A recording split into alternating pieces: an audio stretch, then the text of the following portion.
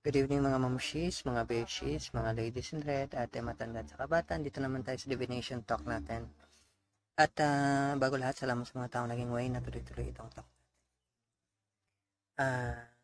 Yung audience po natin is kahit na elementary lang po tinapos nyo, mamshi, bedsheets, ladies in red, ate matanda at kabata, at mga handsome tall and dark na mga guys dyan. Wala na po tayong katulad dati na may pinipili tayo na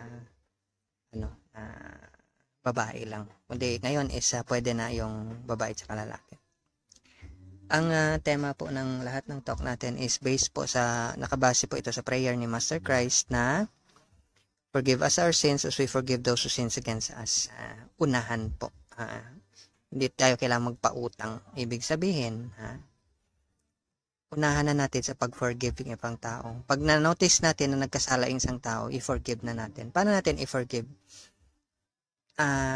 I-consider natin na dahil sa kakulangan minsan, baka kulang din sa training, alam mo yung may mga taong, alam mo, hindi na-refine yung ugali nila.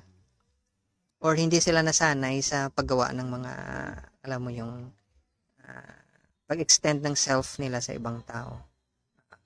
Yung, alam mo yung akin to, alam mo yung ganun. Pinopossess mo. Iba na yung possession. Dati, yung possession, evil spirit, ngayon tao na talaga yung nagpopossess. Pinag-aari mo na yung, actually, minsan marinig mo sa ibang tao, naniwala sila sa Diyos, pero actually, possession yung nangyayari. Pinopossess pa nila yung Diyos. Anthropomorphic na idea. Si God naging image siya ng tao, hindi katulad sa nakasulat sa mga kasulatan na baliktad yung tao image ni God. Okay.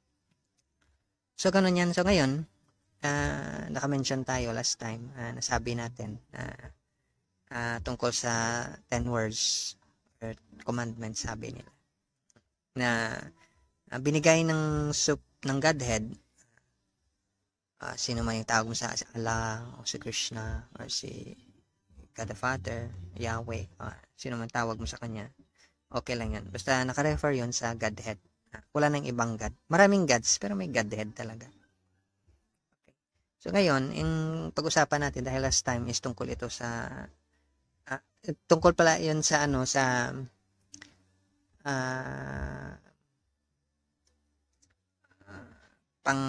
yung honor ng Godhead. Ngayon is tungkol na ito sa pag-honor naman ng father and mother. Sabi ng iba is kailangan i-honor mo yung parents mo. Dahil sa kanila naging tao ka. Ulitin po natin, may mga, kaya nga sinulat yung Genesis kasi may, ibig sabihin, yun yung parang isa sa mga reference natin kung para maintindihan natin yung mga kasunod na mga stories sa Bible. Huwag kayong magtaka kung kadalasan na ginagamit natin is Bible kasi maraming Christian, pero paminsan-minsan ipapasok natin yung idea ng Quran, ng Vedas, ganun, para at least ma-appreciate din ng mga kapatid natin na iba na hindi naman Christian actually. At saka para makita niya may connection yun sa ibang teachings. Okay, kasi lahat yan is teachings ng galing sa Godhead. Kaya nga, kung hindi yung sadhu or saintly na tao, righteous, or guru, acharya, or mystic mentor mo yung mag-guide sa'yo, is malamang iba yung papuntahan ng understanding mo, yung pagkaintindi mo. Kasi, bago ka turuan ng totoo talagang formal na pagturo sa'yo, para kang estudyante, is ibibigay mo na ng sadhu sa'yo yung Shurat Shabad or sweet melody. Sali niya si melody dyan. So, ganun yan, pag bigay niya sa'yo ng sweet melody, unti-unti niyang ilalagay niya kasi yung seed, yun ang seed ng sweet melody. Tapos, si melody ganun din.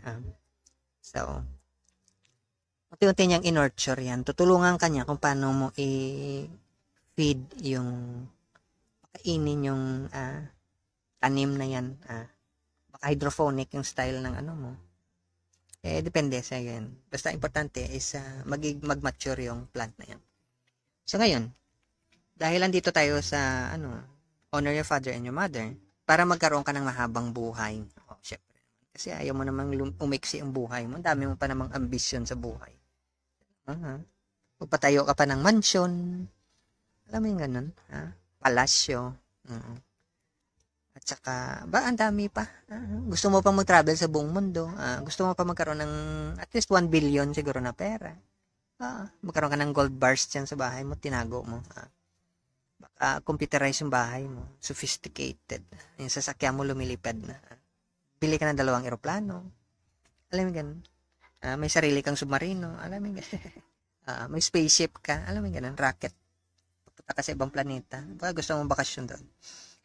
So, ganun yun. Ngayon, dahil sa honor father and mother, kailangan malaman natin yung context nito.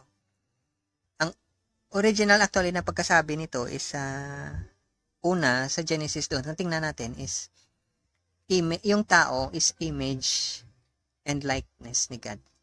Imahe. Alam mo, pag nalamin ka, image yung nakikita mo. Ganun yan. Image.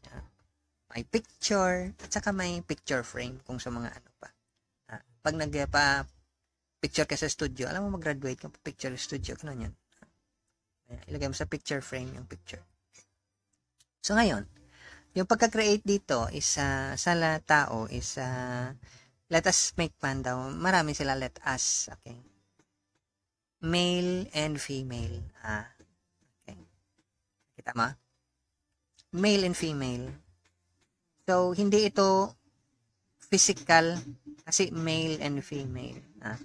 Qualities ito. Pwede kang maging lalaki, yung katawan mo, pero female yung pag-uugali mo. Uso na ngayon yan. O pwede ka ring babae, pero male yung pag-uugali. Uso na rin ngayon yan. Nagsaswap na yung tao. Hindi mo na alam kung sino yung male at saka female. Kahit na may asawa pa yung iba dyan, female pa rin. Yung lalaki, female pa rin kahit may asawa. O yung babae, may asawa na, male yung ano nila. Alam mo, dyan may mga alam tayong ganyan. Sa mga marites din. Okay. Yan maganda pag membro ka ng federasyon ni Marintes, nagbamarites. Okay. So ngayon, pag tiningnan natin, kasi sabi dito is mag-advance muna tayo Iiwanan mo daw yung tatay at saka nanay mo. Tatay at saka nanay, at saka magiging isa kayo, one flesh yung ginamit. Minsan sa mga ibang quotation sa part ng Bible, hindi one flesh, magiging isa lang sila. So, nagiging isa sila. So, ibig sabihin, iiwanan mo yung tatay at saka nanay. Now, ngayon, mag-umpisa tayo sa sa umpisa, sa puno, sa ugat. So, nang kinreate, yung first man, male at saka female. Sabihin na lang nating man at saka woman, hindi na male at saka female. Kasi man at saka woman, ito physical to. Meron kang physical na man, katawan at saka physical na woman. Okay. Ayun ba yung male at saka female? Attributes yan. Characteristic properties yan. Okay. So ngayon, man at saka woman, iwanan mo yan yung father mo. So kung ibalik natin sa story, sa original, sa Genesis, isa lang yung makikita natin. Minsan yung idea natin is father lang. Di ba God the Father? Saan si God the Mother? Baka nag-CR pa. Kaya nga wala siya sa story. Okay. So, ganun yan. So, ngayon walang father and mother. Now, makikita natin, hindi naman actually naka-refer ito sa nurturing or yung paano kadalhin ng Godhead. Yung isa is lalaki, yung isa babae. Kasi si God, hindi naman si God niya tao to. Wala naman siyang gender kasi sa totoo lang si God spirit, wala siyang gender.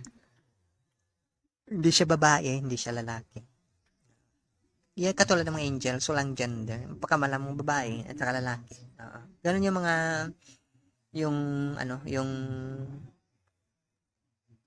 yung nature ng mga higher beings or spirit. Mga divine na tinatawag. Babae at saka lalaki yung nature nila. Male at saka female. So, hindi yun makuha ng iba. Napagkamala nilang. So, sa honor of father and mother, ibig sabihin yan is totoong model natin ng father at saka mother, yung Godhead. So, dahil mirror naman tayo or image ng Godhead, is may image tayo ng father, may image tayo ng mother.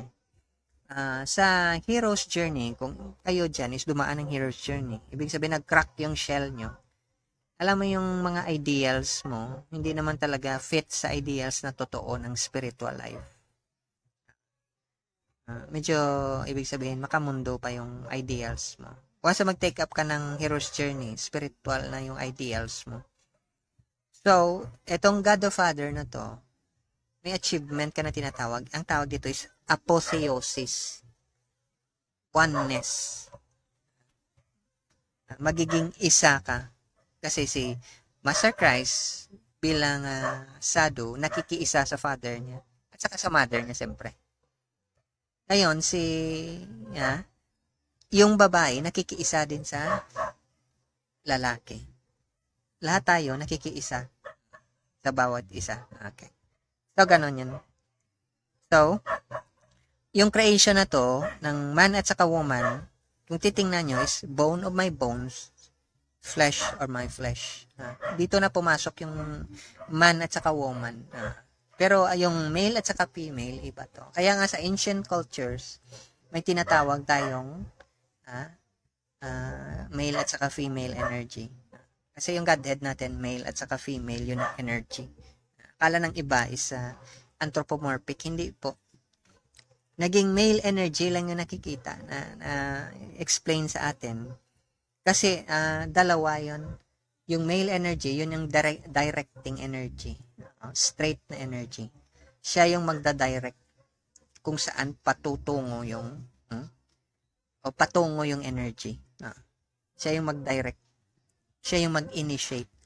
Yung female energy, siya yung parang damit siya covering. Siya yung nagbibigay ng force, power. Although mayroon din yung male energy, pero siya yung parang nagko-contain sa kanya. Kaya nga sa ibang mga tingnan mo sa ibang mga divination arts, merong sword at saka snake diyan. So yung female energy, yun yung snake. Yung male energy, yun yung sword. Kaya nga nag-express yan sa modern times na hindi siya mature na is dahil manipulative yung snake na energy na yan, female energy. At saka yung male energy na yan is very oppressive or forceful siya. Yun yung hindi nakita ng iba. Baka I hope so makita nyo rin. Ganon talaga yan. So ngayon, yung nag-tempt kay Eve, hindi naman actually tawag dyan is projection. So, ang nag-tempt kay Eve is female energy. Kaya nga si Eve ang hinarap ng ahas. Kasi projection yun ng female energy ni Eve. Kaya nga, minsan, kung makita mo dyan, may father lang yung, yung ideal. God lang, God the Father. Kasi, natin to, i-reflect natin na supposed to be yung gawin na lang nating physical husband and wife. Okay? Mga mamshi, beses, ladies in red, matanda at saka bata. Handsome, tall, and dark ng mga guys yan. Husband and wife. Hold fast to the wife. Hold fast. Ganun yan. Maging one flesh sila. Kasi hindi kailangang i-separate sila. Yung directing at saka sustaining energy. Ang directing energy, parang siya yung tuturo kung saan ka pupunta. Yung sustaining energy, siya yung parang nagme-maintain para ma-continue yung yung para kung baga sa siya yung battery. Okay. Ganun yan. So, hindi sila pwedeng i-separate. Kasi pag sineperate mo sila, masisira yan silang dalawa. So, ngayon, kailangang i-honor mo yan. Bigyan mo ng halaga yung dalawang energy na yan. Okay. Ganun yung point dyan. So, pero yung apotheosis na sinasabi is makikiisa ka sa Father sa directing energy. So, ang nangyari ngayon, ikaw as a person, whether lalaki ka o babae ka, magiging feminine energy ka. Magiging subservient ka. Ibig sabihin parang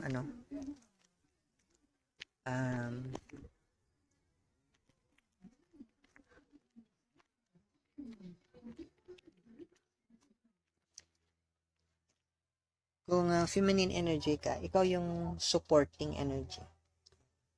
So, ikaw ngayon, is yung role mo is receptivity.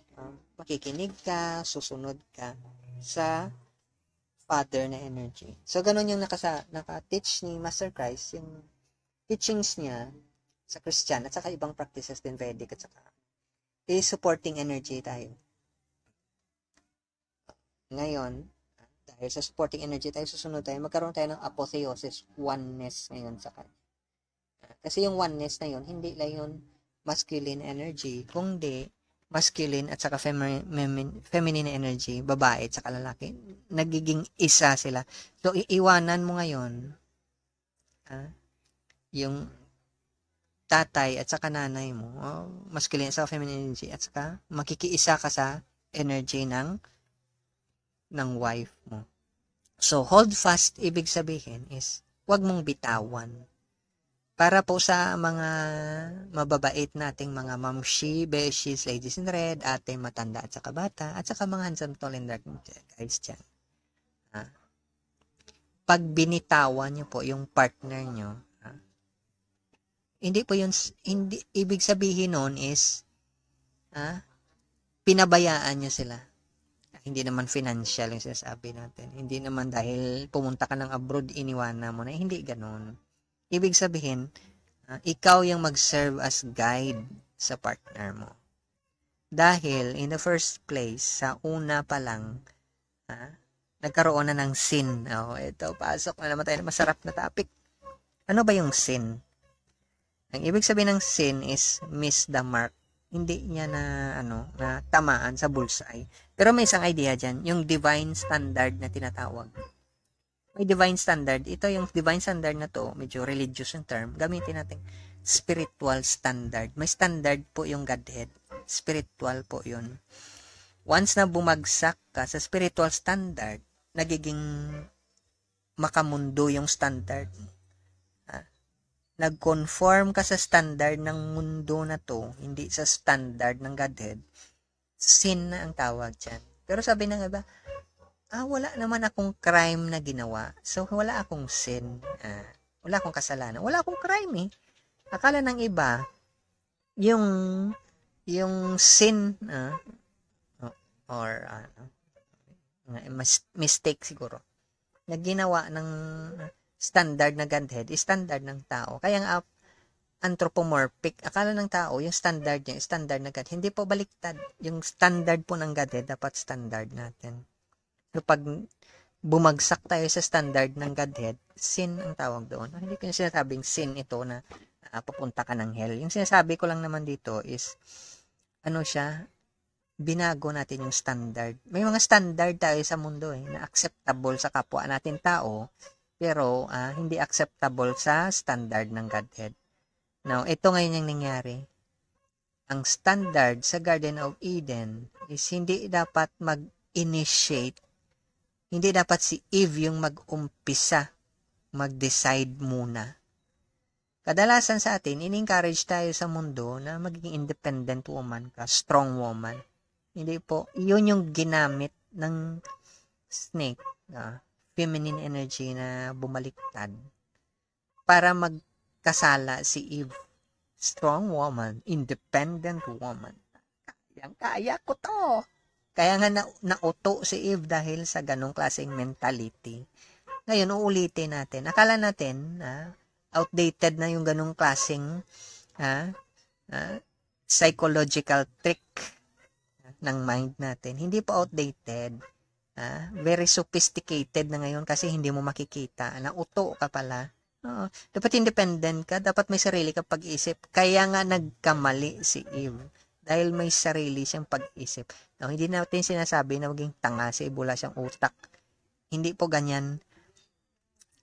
May warning sa kanila. May standard na sinet. Ito yung spiritual standard or divine standard. Nag-ano siya? Lumabas siya sa standard. Dapat yung standard is before mag-decide si Eve, mag-consult muna siya kay Adam. Ganon yung idea. Ngayon, wala nang ganyan. Ha? Yung law kasi ng tao, mas matalino pa yan sa law ng Diyos. Kasi may mga rights tayo eh. Hindi pa yan naisip ng Diyos yung rights dati. Oo, kaya nga mali-mali ngayong ano. So ngayon nangyari palpak-palpak yung nangyari sa society natin. Ang daming kriminal, daming sirang marriage. Alam mo yung ganon. Very tayo hindi tayo natin ma-maintain yung very healthy na relationship, stable na relationship, kahit sa ang sector ng society natin, kahit sa religious sector, kahit sa kahit saan,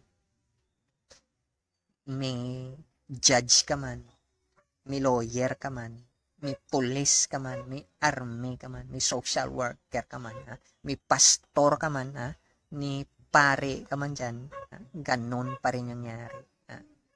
Kasi na-miss natin yung mark. Hindi natin na bullseye. So ngayon, dahil hindi na bullseye ni Eve, nagkamali siya na dapat siya, dapat hindi siya mag-decide na sarili niya. Pero ganun talaga minsan. Walang consultation. Matalino ka kaya. So ganun yung nangyari. Sira-sira. Halos half na yata ng society natin is broken yung family. Kasi ganun naman talaga.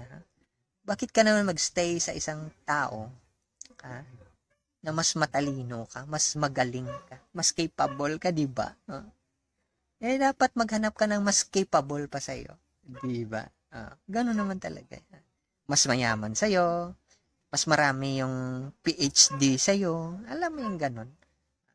Dollar earner, baka, ewan ko lang baka 1 milyon yung sweldo niya every month. Alam mo yung ganun. Dapat ganun, di ba? Okay. So, yun yung pag-intindi natin.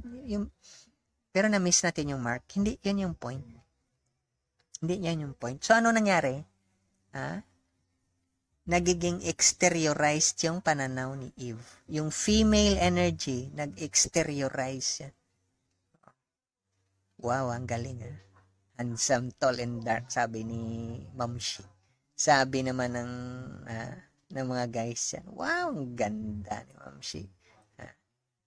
Handsome din, tall din, at maputi pa. So, okay, magkasundo sila. Yun din yung trap na nangyari kay Eve. Dahil external yung nakikita niya. Hindi niya nakikita na yung standard ng Godhead is spiritual. Sino ba naman yung magpapasok sa relationship na spiritual yung standard niya? Wala, di ba? Ang galing niya. Magaling siyang mag-ano sa akin. Alam niya yung kiliti ko. Alam niya yung favorite food ko. Ganon yan. Pero sige, okay lang. Ganon naman talaga yung buhay. Utuan lang yan. Okay. So, ngayon nangyari, dahil sa ginawa yun ni Eve, sa snake na yun, female energy actually yun, pumasok na siya ngayon sa transgression or nagkaroon ng rebellion. Okay. So, pagtapos ng rebellion, nagturuan na silang dalawa. Hindi! Dahil sa'yo, naggaganito ako. Alam mo yung sabi mo sa isang tao, nainis ako dahil sa'yo. Nag-emotional ako dahil sa'yo. Or sabihin mo na, nagkaganito ako dahil sa'yo. Ganon. Mag-isip-isip ulit.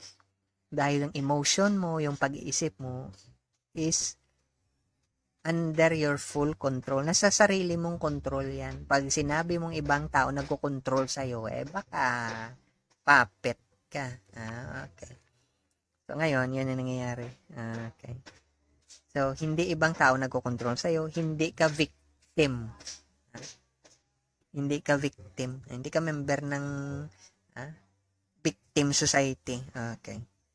So, ngayon, nagkaroon ng rebellion, transgression sa standard. Kaya nagkaroon ng guilt sila. Nagtuturuan ngayon sila. So, meron ng deviation.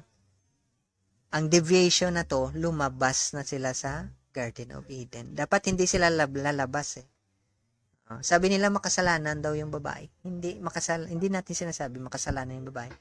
Yung female na energy na to, minsan, hindi kasi siya makontrol. Kaya nga naging over control yung ibang tao. Huwag kang magtiwala sa babae. Hindi ko sinabing huwag kayong mga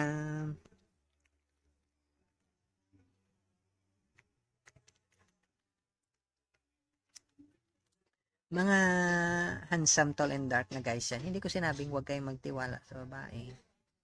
It so happen lang na very unstable yung energy ng babae. Alam niya naman siguro yan, may period sila, moody sila, unstable. Kaya kailangan mag-hold fast yung lalaki sa babae. Huwag niyang bitawan. So, kayong mga handsome, tall, and dark guys yan, ha? Huwag niyang bitawan yung part niya. Kung ano man yung part niya. Huwag mong bitawan. Kung ikaw yung role mo as lalaki, napakahirap pag kasi babae ka, yung role mo lalaki, napakahirap ng ganyan. Kasi very unstable yung energy ng babae. Kaya nga dapat siya magpa-under sa lalaki. Pero may mga independent talaga. Alam mo yung naging modern na yung society, ini-interpret mo yung spiritual teachings na parang teachings ng mga babae. Yung babae yung mag-head hindi po pwede yan. Kasi yung directing energy po, hindi po yan. Basta-basta na ano mo lang, parang i-pressure mo lang. Hindi po. Kasi nagre-reflect din yan sa katawan ng tao. Ganon yan. So ngayon, baka sabihin nyo bias yung yung Godhead sa kasi yung mga kadalasan sa mga messenger, mga prophet, mga lalaki, mga guro, mga acharya, mga mystic mentor, kadalasan mga lalaki. Hindi po. Dahil pag nag-mature yung directing energy ng lalaki, nagkaroon siya ng apotheosis, gano'n naman talaga yan. Pero makikita mo dyan na yan, blending ng energy niya, ng babae at saka lalaki, yung dala niya. Hindi po yan, nagkaroon lang kasi ng physical body, kaya nagkaganon minsan. No, ngayon, balik tayo. Yung sin na to, or missing the mark, dahil to sa erotic energy. Yung erotic energy is I amness. I am this body. Okay. So, ibig sabihin, I, me, mine. Ako ito. Ito yung ganito yung mga achievement ko. Ito yung mga properties ko. Alam mo ganun, ha? Dahil sa eros yan. So, papasok ngayon yung porneia. Kasi yung relationship nyo is based sa material standard. Ano ibig sabihin ng material standard? Ibig sabihin ng material standard is yung makikita mo sa mundong ito. Material standard yan. Kasi yung spirit di mo naman makikita eh. At saka iba yung standard ng spirit po. Okay? Spiritual consciousness. So, based sa body identification niyo, sexy siya, ang ganda niya, matalino siya, maganda yung boses niya. Worldly ang tawag dyan. Flesh ang tawag dyan. Materialistic ang tawag dyan. Hindi po yan, hindi po yan, spiritual standard. Kaya nga, yan, laging nakadikit yung guilt dyan. Pag may kasalanan yung mind ng tao, may guilt agad yan. So, ngayon, ang gagawin niya, para ma-absorb, matanggal niya yung guilt, kailangan may i-persecute siya na tao. Kailangan may i-blame siya. Ganon yung psychology sa story ni Adam and Eve. Kailangan merong sumalo sa blame. Ikaw yung sasalo sa blame man, nako, kawawa ka. Kaya nga sabi na nakakaawa daw yung babae. Kasi pangit daw yung impression na ginawa ng Bible na yung babae daw is tinempt ng Satan daw. Tsaka kawawa kasi weak. Hindi po weak. Unstable po, hindi weak. Kaya nga ang tawag dyan is projection ng energy. Nag-project yung energy ni Eve, feminine energy. Kaya kung titingnan mo, akala mo inopress siya, tinake advantage. Hindi po siya tinake advantage. Energy po ni Eve yun na lumabas, feminine energy. Naging unstable. Supposed to be lumapit muna siya kay Adam para mag-balance yung energy na hindi siya lumapit. Kusa niya lang binigyan si Adam at saka kumain. Alam mo yung ganun? Si Adam naman, nagkamali din siya, nag-take siya. Akala niya reliable yung feminine energy na ito. Kaya kung titingnan natin, hindi ko sinabing hindi ginagawa ng iba to. Pero dahil sa feminine energy, madali tayong ma-attract sa ibang tao. Ganun. Kaya kung titingnan mo yung mga ibang babae dyan na nag-separate sa previous nila na relationship, na medyo stable na relationship, minsan dyan, 2 weeks pa lang, may bago siyang karelasyon, tapos mag-separate sila. After a month, may bago namang karelasyon, babae o lalaki yan. Dahil sa feminine energy yan. Na-attract tayo. Kaya kailangan nating i-develop yung male energy or masculine energy. Kaya yun yung pinaka-stable. Yun yung pinakita ng Godhead sa atin, yung masculine energy na yan. Okay. So ngayon, dahil sa erotic energy na yan, erotic energy, yung kundalini actually na yan, is pumapasok yung may material value yung relationship natin. Dapat may pera, may sasakyan, alam mo yung ganun. Kung walang makita sa iyo na material, ewan ko lang kung anong tawag ng iba dyan, pero parang wala kang kwenta. Pero, may isang energy, which ito yung energy ng Godhead, agape ang tinatawag. Yung agape na energy is ito yung perfect love or pure energy na tinatawag. So, pag erotic yung energy, ano sabi nila sa mga kalokohan na kwento, pag lang yan, kati lang yan, pag kinamot mo, maya wala na yan. Totoo naman talaga. Kasi minsan yung relationship, pumapasok lang tayo, kasi para hindi kahiya-hiya yung kati na yan. Kunwari na sa relationship, so dapat acceptable, mag-engage kayo sa coitus, after a while, wala na naman. Ganon yun. Hindi po yan yung nature ng agape. Love never disappear. Ito yung agape love. Hindi po nawawala.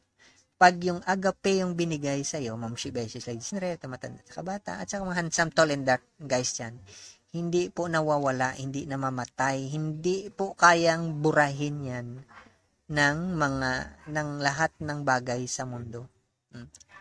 Ganon yan. Pero hindi yun nakuha ng iba. Akala nila,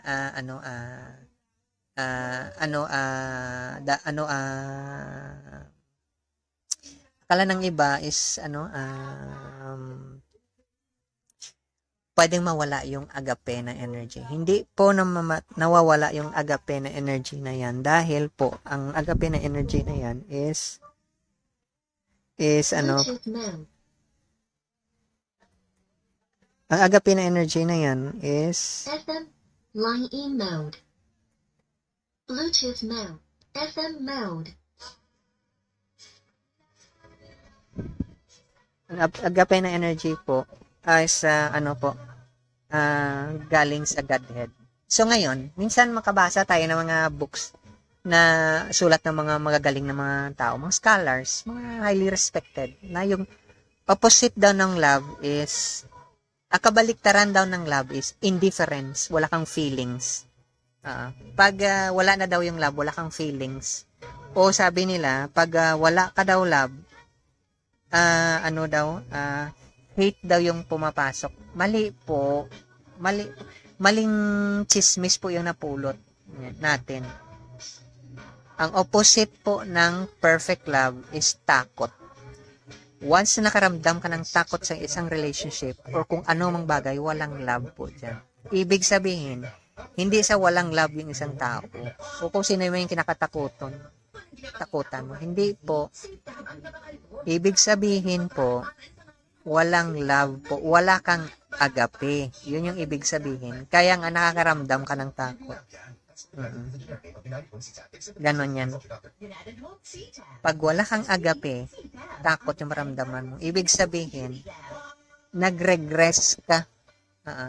Hindi mo na ilabas yung totoong nature. Yung female at saka male energy na dapat na nurture mo sa sarili mo, para magkaroon ka ng apotheosis, hindi mo po na-develop sa sarili mo. Umatras po. Kaya ngayon, naging makamundo ka na. Yung ibang tao, para sa kanila, okay lang maging makamundo ka. Kasi ano ba naman, kawawa ka naman kung wala kang pera. Pera yung standard kasi. Alam mo yung ganun. Ang dami mong friends. Pero yung mga friends mo ba is merong agape? Kasi kung wala silang agape, wala rin kwenta yan. Ang dami mong mga businesses, ang dami mong mga tao sa ilalim mo, mga slaves yung tinatawag. So, ganun yun. So, balik tayo sa pinaka-main point natin. Honor your father and mother. I-honor mo yung female at saka male energy sa'yo. Yun yung pinaka-point. Para magkaroon ka ng apotheosis. Kasi pag in-honor mo yung male at saka female energy sa sarili mo, madali siyang i-honor sa ibang tao. At saka yung pinaka-root seed is Shabbat or sweet melody or perfect love. Yun yung pinaka-root niya. Pag wala yan, nakakalungkot po. Kaya nga, palundag-lundag tayo ng relationship, unstable yung mga, kahit na sa friendship, napakadali natin magalit, ma-irritate. Hindi tayo marunong mag-forgive kasi wala tayong agape actually.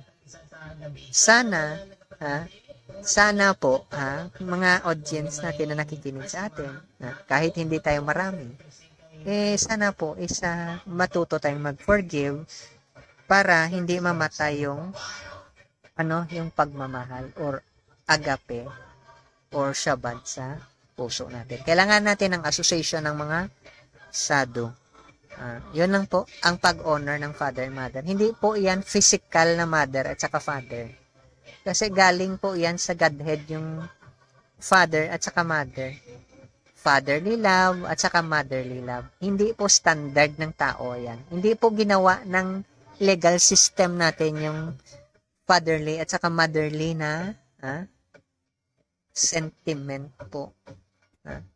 Galing po yan sa mind ni God yung 10 Commandments. So, ibig sabihin, spiritual po yung standard niyan. So, uulitin ko po,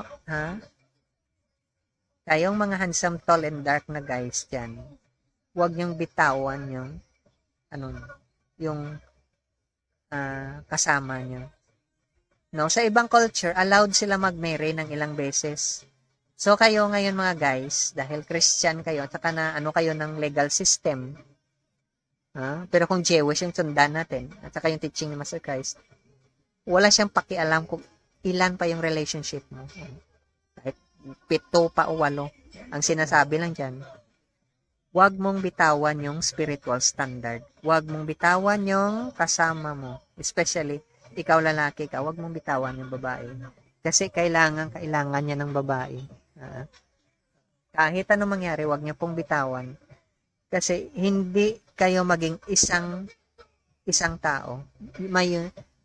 Ang idea dito is pagbuo yung father at saka mother, i-honor mo, sundin mo yung path nila. Pagbuo kayo ng babae at saka lalaki, sabihin nating 10 yung karelasyon mo, pagbuo kayong lahat, na honor mo na yung mother at saka father mo. Kasi hindi kayo separated. Hindi kayo biyak-biyak. Hindi kayo sira-sira. Ganon yun. At saka yung power ng ngayon, yung apotheosis, napakadaling ma-achieve. Kasi sa hero's journey, yung apotheosis po, kahit sa Philippine myth natin, hindi po madali i-achieve yan. Kailangan mo talaga ng guidance ng isang sadhu, spiritual master, righteous na tao, guru, acharya, at mystic mentor. Hindi po yan basta lang matake yung path na apotheosis. Napakahirap pong stage yan.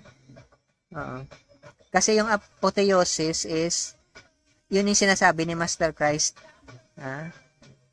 in your hands, I commend my spirit. Apotheosis po yan. Total surrender sa spiritual na father at saka mother. Oneness.